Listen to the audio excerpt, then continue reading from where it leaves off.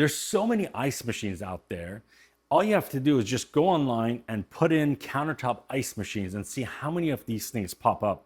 Which one are you supposed to get? Some of them are brand names that we're familiar with. Some of them are brand names that we've never heard of. Some of them don't even really brand themselves, but they're high selling, they're highly reviewed, and supposedly they actually fix a problem that we have, whether it's for entertaining or you have a smaller apartment that you don't have an ice maker, you don't have a freezer, or just maybe for the summer, you need one for your RV or whatnot. Well, we took these, we put them to the test to see which one actually performs, which one will fit your needs. As always, OnToReviews. We'll take the products, we'll put them through the test, and we'll give you the results, saving you time, saving you money, so you don't have to waste your time searching for what's right and having to buy and return these products. Let's get on to reviews. If you haven't subscribed, this is the perfect time. Let's dive in and see which one of these things we would actually recommend. Okay, let's go through really quickly as to what we've got here and how they each compare as far as price, size, and operations. First and foremost, when you get these ice machines, they all operate the same way, meaning before you plug it in, you want to go ahead and open it up, clean up the inside with a damp cloth with maybe a little bit of soap. After you've cleaned it through, you fill up the water in each one of them. Most of them are right underneath the actual basket here, and there's a max line that you fill it up to. Then you basically start the process, and I'll go through how long for each one of these before you actually start seeing ice and what kind of ice they actually produce. So once they start producing the ice, the first couple batches, you want to throw that out and make sure that all the lines and everything is cleaned up for manufacturing before you start consuming any of those ice. As far as the marketing goes and how these things measure up against each other, in this category, these are all measured by how much ice they can produce within 24 hours. It's a little bit misleading because that 24 hours, all it really is saying is somebody has to stand by the machine and continuously empty the basket when it's full and continuously fill it up with water in order to get that total amount of pounds in 24 hours. So that's not feasible.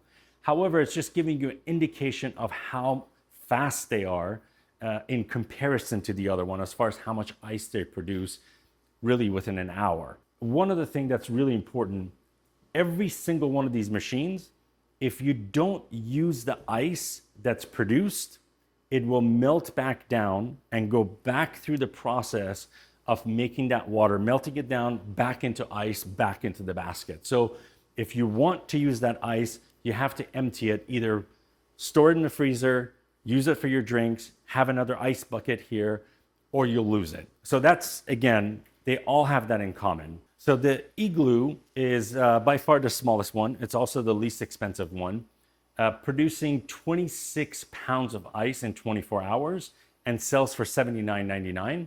The Kismile is $149.99 and produces 35 pounds of ice in 24 hours. The Silonn sells currently for $239. It's on sale right now for $199, and it produces 44 pounds of ice in 24 hours. The Aeitto, by far the most expensive one, it's advertised to do 55 pounds in 24 hours, and it sells for $299 currently on Amazon. Okay, one other thing we want to talk about really quickly, these machines, they all have a self-cleaning process. Some of them have a specific button for the clean mode. Some of them, the power button, after holding it for a few seconds, turns into the cleaning mode. So you want to just refer to the owner's manual for that. But all of them suggest to use a water vinegar mix. But that mixture, again, is different from machine to machine. Like this one is 1-to-1. This one is about 5-to-1, so they differ a little bit, but they all have that in common. And all you do is you basically fill the reservoir with that solution, with that ratio that the manufacturer suggests. You put in a cleaning mode. They each take about 15 to 20 minutes to do the full clean through process. And then you want to dump all that water out. And by the way, on all these three machines, they have a plug in the front right here. And they're all in the front. They're either on one side, center, or the other side. You unplug those, and you can empty out the water in a sink, or you can hold it on top of another container to empty out that vinegar, water, or solution. This is the only one that doesn't have a plug up here, and instead it's got basically these two tubes in the back. You could just undo this over a sink, or again into a container to dump all the water out. You want to go through that same exact process for when you're done with the ice machines, and if you're going to store them away for a long period of time. You want to make sure you clean it, you dry everything out, and then you let them sit to air dry completely before you store them away, because you just don't want any mold or any growth in there while they're basically being stored. Okay, so let's talk about the actual size of each one of these ones so you guys get a better idea of how big they are. This one measures 11 inches in total height, not including the scoop on top. It's about 11.5 inches in depth, and it's 7.25 inches in width.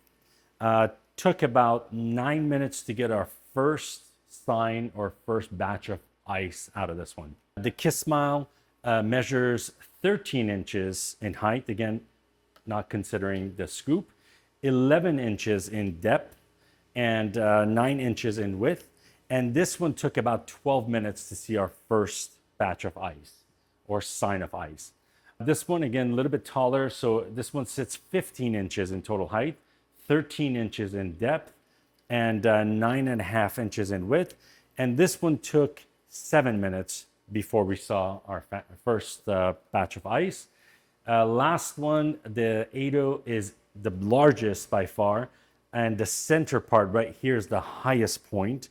18 inches, just a hair under 18 inches in height, 17 inches in total depth, and 10 inches in width. This one, first sign of ice, about 6 minutes. Any real ice, it took about 32 minutes before we had about 2.5, 3 scoops of ice. One other thing I want to talk about. On all these machines, you've got basically the ice dropping in from over here. So that's a really important point that I want to make. On all of the machines, except for this one, so this one and the first two, you've got the reservoir of water sitting down here below, the basket above it, and the ice is dumping here on top. One of the things that we saw, and you can start seeing it happening here right now. This was one of my problems with this design. The ice starts accumulating here, and if you don't attend to this right away, it starts giving you the frozen waterfall effect. That didn't happen with the Igloo because the way it actually pushes the ice through, it drops behind it and then it lifts up and dumps into the basket.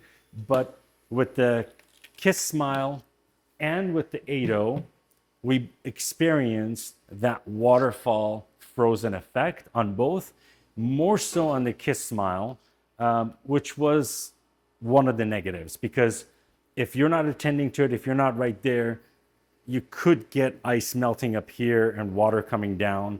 You could get the machine to stop making ice for you. So it requires a little bit more attendance. The thing that I really liked about this design, the reservoir's on top and the ice is dropping from the back, and it basically drops into this chamber here. So you don't get that effect at all. All the ice is more centered and drops down, which is, again, a really nice design. As far as sound, all of them have this fan noise. They're all about the same, and they're all more of a fan sound, except for this one. This sounds more like your refrigerator. I don't know if it's because the fan is maybe more tucked in or whatnot, but to me, this sounds more like your regular fridge. These three sound more like a fan that's actually fanning off the sides. None of the machines can be stored while operating in the sun, direct sun, or near heat. Because again, as I said initially, the ice in here is not being kept cold. Okay, let's talk about the shape of ice and what they produce. Starting with the Igloo. As I mentioned before, it's really hard to actually scoop these out. It's very difficult. This is the shape of the ice that you get. They're hollow inside. So it's not the nuggets, it's not the crushed ice. It's just basically like hollow circular cylinder type of ice that you get. And you get 9 of these with each batch. On the Igloo, again, this thing is useless and there's no place, specific place except right here to place that, or kind of on the side. The Kismile, let's see the type of ice. The scoop is actually useful.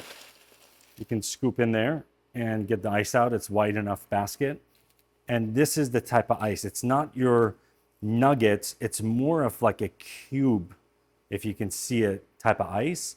They are chewable, but not nearly as enjoyable as the kind of crushed ice nuggets that everyone likes. This one also has a dedicated, kind of a weird, but dedicated scoop area where you can store that. This one is the only one out of the 4 that in order to get to the ice, it's basically a pull out, which is a little bit nicer, especially depending on the height of where you're storing these or where you're positioning them. And it also has this little hook that it comes with where you can put it either on this, or if you got tile background or whatever, and you can put the scoop there, and the scoop is useful. And this pretty much produces the same exact ice as our Kismile. Again, crushable, chewable, but not your nuggets. By the way, one other thing, this is the only one out of these that has this light feature that's kind of cool and has more of a design look to it, which is pretty nice in comparison to the other ones. And then let's look at the ice from the Aeitto. This has the true ice nuggets, the chewable nuggets. They're quite nice. And this one does not have a dedicated area for the scoop, so you just kind of leave it up there or get yourself one of those hooks to the side. Okay, let's take a look at really quickly how they each basically open up. It's got a kind of a inexpensive lid to it and basically a smaller basket. The thing I do like about this basket is it's got the holes all the way through, so you don't get that standing water, which allows the ice to actually last longer in this basket. Let's look at the Kismile. Again, little bit nicer top, but it's just a plastic top that sits up like that. Basket is removable. This one, what I don't like about it is you only have holes on this side. You can already see when I lift it and I tilt it how much water comes out. So it gives you that standing water all the way through. It doesn't drain unless it comes up to a certain degree. And that actually allows for your ice to melt a little bit quicker while it's stored in there. So that's another flaw with the design of the Kismile. Let's look at the basket of this one. Again, one of the nicer designs for being able to remove it, being able to dump it easily, and gives you full access here for cleaning and whatnot. One other thing about this basket here is you've got holes all the way at the bottom. So when you're pushing this back, it's tilting more this way. You can see the angle, and it allows that to drip in the back. So now the last one, the Aeitto. I wish this top lid had some tension on it, because if you're not careful, if you're in a hurry and you don't open it all the way, it could very easily come back and slam on your hands. It's got by far the biggest basket and holes all the way through. And obviously for the amount of ice that it produces per hour, you do need a more larger basket for it to contain all that. Okay, so in conclusion, after having these for a couple of weeks and playing around with them, I have to say that none of them actually met my needs of being the ice machine that I can rely on for a full get together. Meaning, for me to plug it in that day, in the morning, whatever, get enough ice out of it to fill one of my coolers to keep all the drinks cool, and have enough ice on hand for the drinks and everything else through the party. None of them were able to do that. That said, there is a place for these depending on your needs. Like I said before, if you have an RV, if you have a small apartment and you don't have an ice maker, or you have a smaller get together and you want an ice machine, or any of those things, there is a place for these things. And I think out of all of these, if you're running a small like bed and breakfast type of thing, this is perhaps the machine to go with. I wasn't fully impressed with the speed and advertised speed, but it does produce great nuggets and it's consistent. It's not as fast as it should be for a $300 product though. Built well. As far as a small home, small get together, and based on all the price and design aspect, this was by far my favorite one out of all of them. It actually surprised me. The speed of this one is really comparable to the Aeitto, but just a smaller basket. And really, I don't know if this is meant for small businesses. I hope you guys enjoyed this video. I would love your comments if this was helpful, if there's any other aspects of these, or if there's any other ice machines, countertop, that you guys want us to review as well. Let us know. Or if there's any other ones that you like, you've been using for a while and we missed it, let us know in the comments below. I hope you enjoyed it. Give it a thumbs up and come back for more.